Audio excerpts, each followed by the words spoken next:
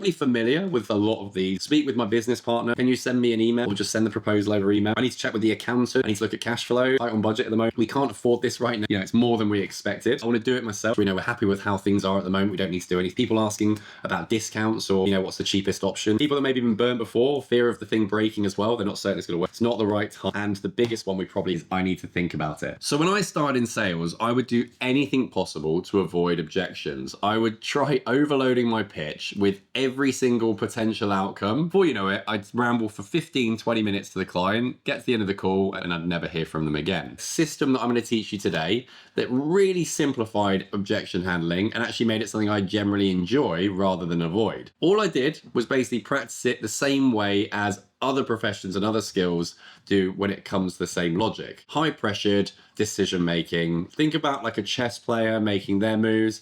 They haven't got the time to really kind of think about everything. They need to know 2 steps ahead before the move actually happens. Another example might be someone who's doing Brazilian Jiu-Jitsu. At the end of the day in Jiu-Jitsu, what makes the difference between, say, a white belt and all the way up probably to a purple and a brown belt, if I remember my belts right, is someone who's just got the ability to get out of awkward situations because they already know the technique. If you don't know what you're doing, it's pretty much the same as sales calls. You end up panicking, not knowing what to do, and then before you know it, you get strangled and tapped out. Probably not on the sales calls, but the same logic applies. With this £1 deck of revision cards, I'm going to teach you the same system so you can become more confident in how you deal with objections. And when you start hearing them, you start piercing through the smoke screen and actually converting them and closing the sale.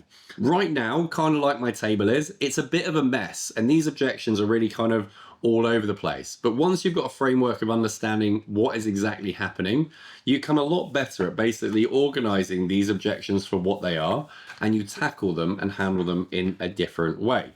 Let me explain. So majority of objections are actually very, very easy and very basic to understand. And you need to understand that majority of them are just someone lying to you. Because as human beings, we don't like conflict. We don't like having an awkward conversation with someone. So we'll come up with a quick, easy lie to prevent the awkwardness of that conversation going forward. I need to think about it is the non-objection. It's literally so obvious it's not an objection, yet majority of people will just go, cool, yeah, that's fine, send me an email, never hear back from the person. This thing here is called a smoke screen. Now you need to pierce through the smoke screen to actually get the underlying objection so you can handle that and get basically the client on board. But the biggest lesson, 101, if I had something to cover all of this that's on my desk, is objection handling isn't about you fighting the prospect to convince them to work with you.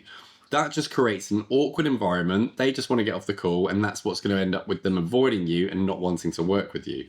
Your job is more about how can I convince them and work with them to get the outcome that benefits them the best? How can I meet them in the middle or go over to their side, bring them to my perspective, and then lead them to the outcome that now each one of these different objections that I mentioned kind of falls into different categories. And what I mean by that is you've got people typically talking about their budget, people typically talking about safety, or maybe it's an element of comfort that comes with that. I like to call these ones fear objections, and we'll explain this in a lot more detail how these are probably the most relevant ones across the block. Then you've got other ones which I'd say are about permission, where they're getting someone external to be involved in the decision making.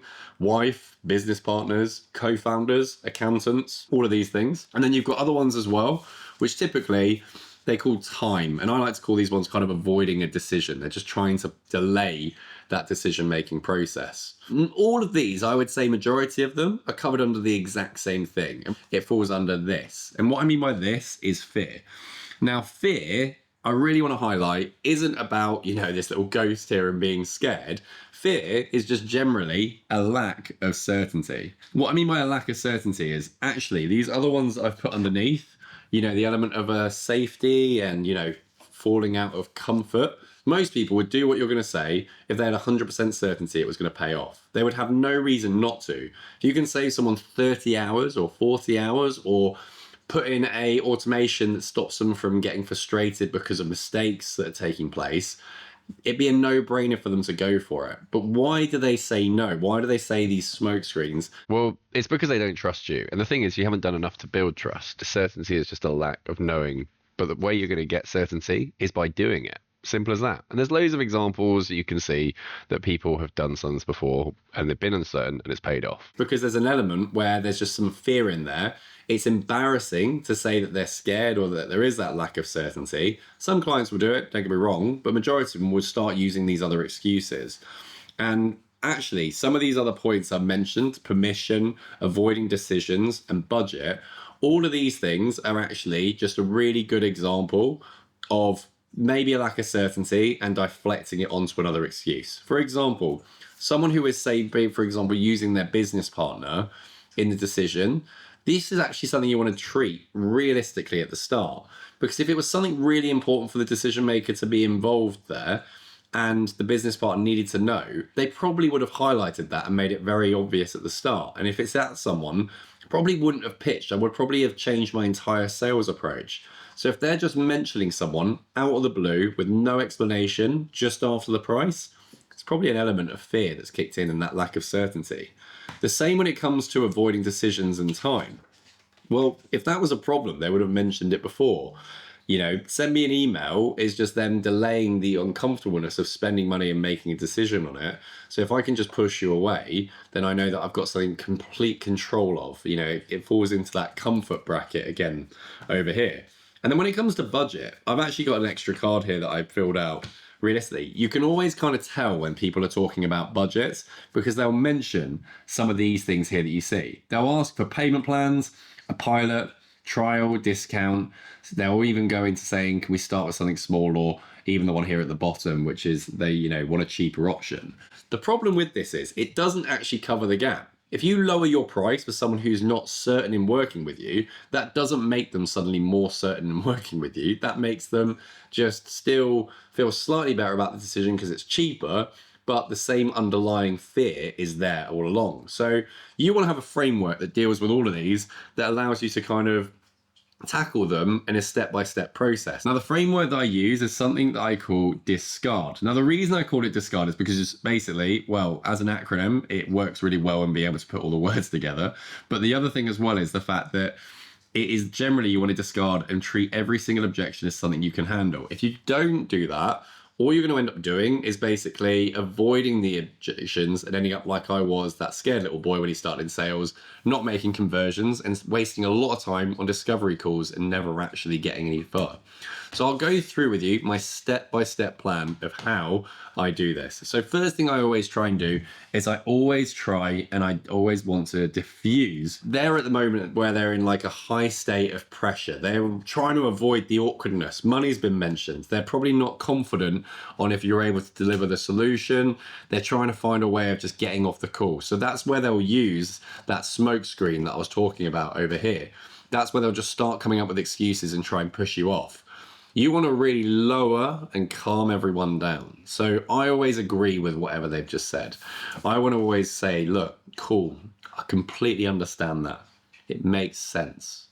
Once I've lowered their, the pressure in the environment, I've got them to suddenly sit down, I've got them to not want to exit the call, then I can start working them through the objection handling framework. But if they're in a state of high pressure, fight or flight, I'm never going to get the outcome that I want. The next thing I want to do is I want to isolate the objection. I want to very much separate my service and what they've just said. And how I'm going to do that is very easily, completely understand, no problem at all. Just so I can understand, if I was to take, say, the money away from it, or let's see what I've got as an objection here that I can use as an example. Do it myself is a really good objection I can talk through as we go through this. Completely understand you'd want to do this yourself and maybe figure this out, or have someone on your team do this for you rather than going to an external agency to do that.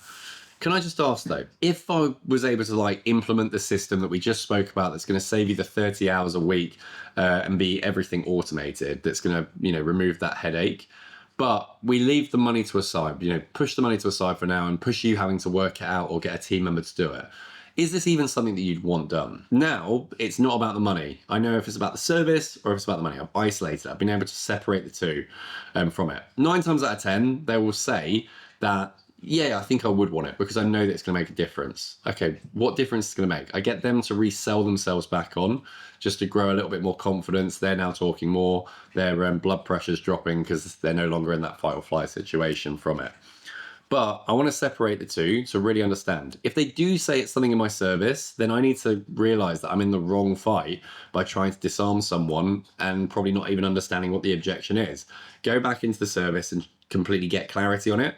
But I'd argue that maybe you didn't cover the discovery call the way that you wanted to. And there's an element there that they've not really valued the service or know where it can fit in for them. Once I've done that, the next step that I want to do is I want to separate the doubt and the objection. And the way that I'm doing this is I want to try and find this, not the surface level objection, what they're saying. I want to find what's underneath it. I want to try and get maybe a little bit of a laugh, a little bit of humor involved that's going to allow them to kind of, again, go further down in the sense of like being okay and chatting to me and just tell me of what it actually is. There's a brilliant line here, and I'm not going to claim it as my own. It comes from a guy called Bill Walsh, who's a sales trader.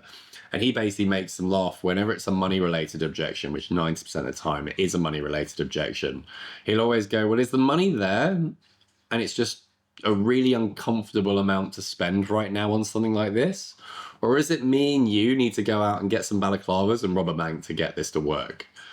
It's a really good way of basically lowering the pressure. You often get a chuckle from somebody when doing it. If you're nervous in doing it and thinking, I don't really want to, that sounds unprofessional, just change it up. Just, I've used it before where I go, cool, are we going to have to go after the Christmas budget to be able to get this to work? Again, you get the same reaction. You're just disarming. You're just getting the person's guard a lot lower. Now, once I've done that, the next stage is I want to challenge their perspective. Quite obviously, though, I couldn't do this earlier in the process. If we started the conversation and they just said, yeah, I'm not interested, I just want to do this myself. Cool, can I challenge your perspective? That's where we're combating and we're fighting with our prospects. We're not actually helping them get over. So when I want to challenge the perspective, I'm going to use something depending on the relationship I've got with the person. So if it's someone who I'm a bit more relaxed with, I'm going to use things such as, can I be just cheeky and give you a perspective? Again, it's lowering that professionalism. Don't think sales is all about wearing ties and suits and being super corporate. The more human you can be, the better responses and the more honest responses you'll get. Where if I'm probably dealing with someone a bit more formal, I would say, can I just share an insight based on what you've said? Now I'm going to try getting my perspective, but I've got permission to do so. You'll find that people are far more open to this because you followed these steps. If you were doing this again just at the start, it's not going to work out favorably for you. The next step is I want to use an analogy. And if anyone has had a coaching call with me, and all of the agencies know, I love an analogy. I use them as often as I can. The reason I use an analogy is exactly what I've kind of drawn here as I'll share. But an analogy is a really good way of bringing like a third party to the table. There's like common sense or like a story or a version that someone's more likely to believe than me saying I'm right and them saying they're right. Now, with this scenario of do it myself, I've got a really good story. I always sit there and I'll go, quick question though, can I just be a bit cheeky and ask you a question? Yeah, go for it. Do you drive a car? I was like, yeah, I do drive a car.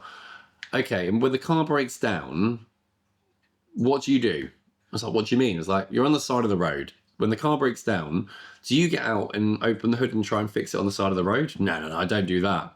I call a mechanic. Okay, why do you call a mechanic? Well, the mechanics are specialists. They know what they're doing. They can get it fixed really, really quickly. Interesting. So when it comes to your car or something else in your life, you don't do it yourself. You don't put your own time to try, mastering that. Why is that? I was like, I don't have the time to do that, or it's just something I don't want to, prioritize. Okay, so what's different about this and AI solutions? And then suddenly you've been able to flip their perspective. They now understand it because it's a third party and it's a story doing it. It's not just you going about how great you are and trying to get them over the line. The next thing you want to do is very much focus on my favorite one of them all, which is, as I said, the reframe.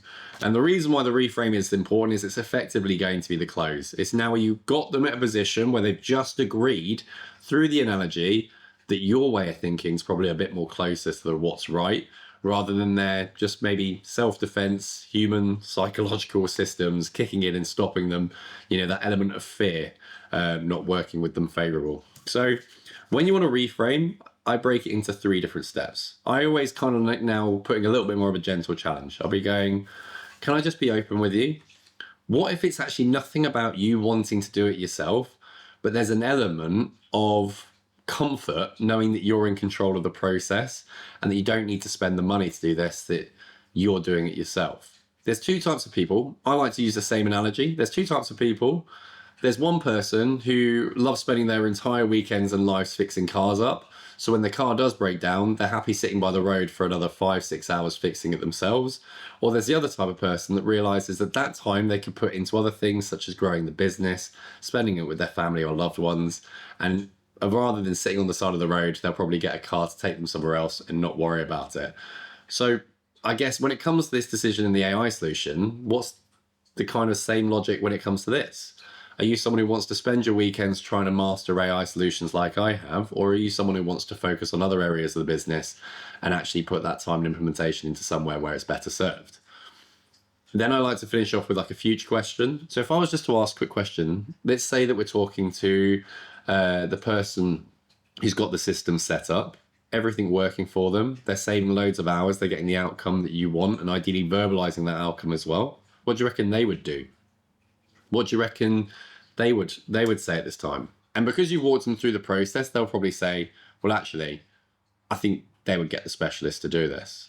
Okay. And then when you get that little bite, that little micro commitment, the worst thing you can do, and this is where people blow it, and it's like a teenager asking a girl out and then forgetting contact details or arranging the date or anything else. So this is when you get them, this is where you get them to decide.